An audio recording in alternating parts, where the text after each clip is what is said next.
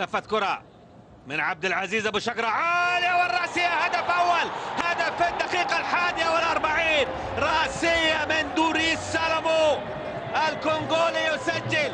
كرة يستغلها فريق نادي الفتح في رمية جانبية طويلة على مرمى الهلال داخل منطقة الجزاء، والتمرن عليها كان واضح والاتفاق عليها كان واضح، ودوريس سالامو يقفز عاليا فوق الجميع ويسجل كرة عبد العزيز ابو شقرة العرضية. هدف اول في الدقيقة 41. نتابع هذه الكرة العرضية العالية، ودوريس سالامو وسط ماجد المرشدي ووسط عادل هرماش، في تواجد ايضا خلفهم كان عبد القادر مانجان.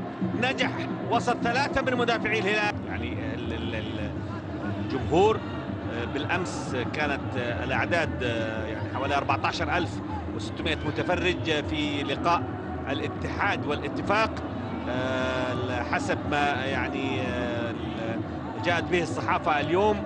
الاسبوع الاول حوالي 11000 وشويه برضو جمهور الاهلي في مع الشعله.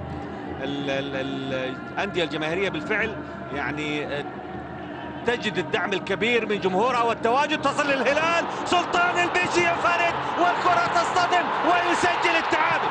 يسجل في الدقيقة السادسة على دفعتين. سلطان البيشي يسجل للهلال ويحصل للهلال على ما يريد مع الجمهور الكبير وصيحات الجمهور الكبير. يتقدم بإصرار. المرة الأولى صدها عبد الله العويشير، ولكن في المرة الثانية كانت الفرصة مواتية تماما وتسجيل الهدف الأول في الدقيقة السادسة عن طريق سلطان البيشي. هذه عادة مرة أخرى، والكرة الأمامية الممتازة اللي كانت من ويسلي لوبيز هو من مر الكرة خلف بدر النخلي وتقدم لها كثيرا سلطان البيشي، لكن الكعب الاولاني الجميل اللي كان من لاعب سلمان الفرج. ويسلي لوبيز صنع كرة لسلطان البيشي، سدد، وعبد الله العويشر يصدها وتعود لسلطان مرة أخرى، يضعها في المرمى في المرة الثانية بهدوء، وهدف التعادل للهلال مع دعم الجماهير.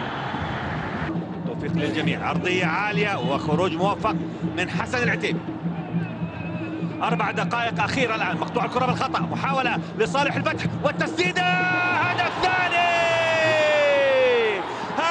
ثاني للفتح.